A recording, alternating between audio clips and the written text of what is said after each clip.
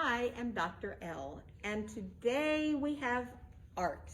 Today we're talking about pendulums. Now, I don't know if you know what that word means, but I've got the word written here, pendulum. We see them, I'm trying to think, on clocks. A lot of times you'll see the hands of the clock going back and forth. Or, I know all of you probably love to swing. A swing is a pendulum. And a pendulum is something that is set up so that it can swing freely back and forth, okay? So, here are some of the materials that you're gonna need for our pendulum art. Okay, so we're gonna use a styrofoam cup. We'll need a pencil. That's just your hole poker. Poke some holes here. And some paint. Do you want to tell us what you did with our paint today? Yeah, I have tempera paint, and tempera paint is really, really thick. So I've watered it down, and hopefully that'll make it work just the way we want it to work. I also have watercolor liquid paints. I didn't pull those out, but that would be a good thing to use. But any paint that you have, you just want to make sure that it's pretty thin, okay? Because it's going to have to go through the hole in the bottom of the styrofoam cup, okay? To use some scissors to cut our string.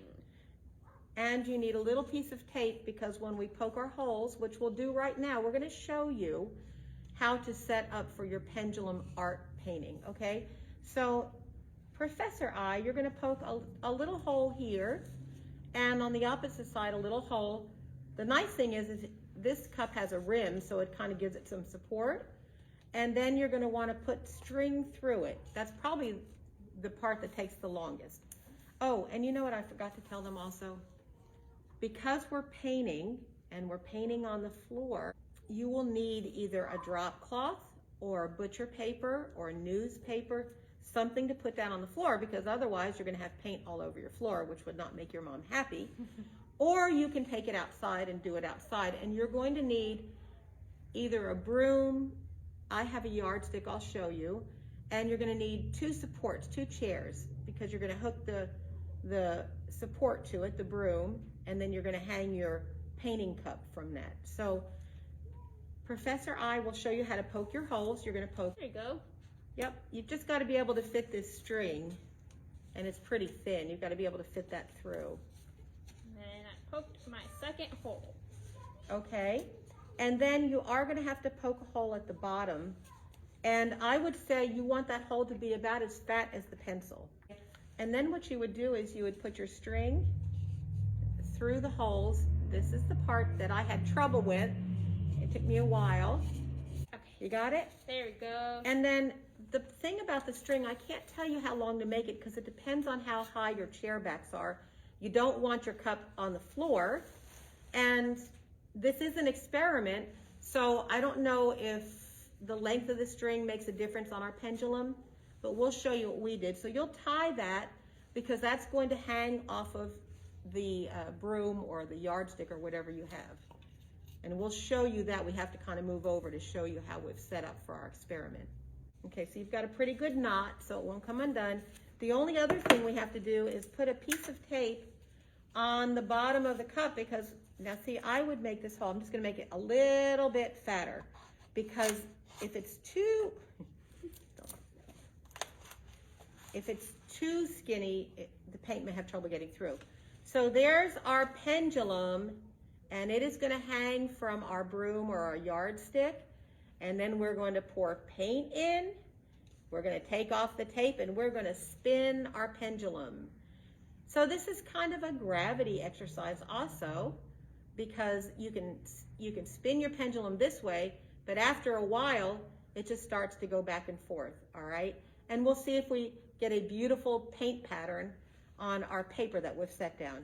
So we're gonna move to a different location, and we'll come back and show you pendulum painting. Okay, here is Professor I, and we're getting ready to do our pendulum painting. So she is pouring red paint that I have thinned down quite a bit because it's tempera paint. And you can see our two chairs are set up with the yardstick right across them. And we have tape on our cup, and that is why it's not spilling out. And Professor I is going to take the tape off the bottom of the cup, and then she's going to swing it. And you can see that we have, there it goes, now swing it. Wow. There it goes. There's our pendulum painting. Look at it. Oh, it really is making a pretty pattern.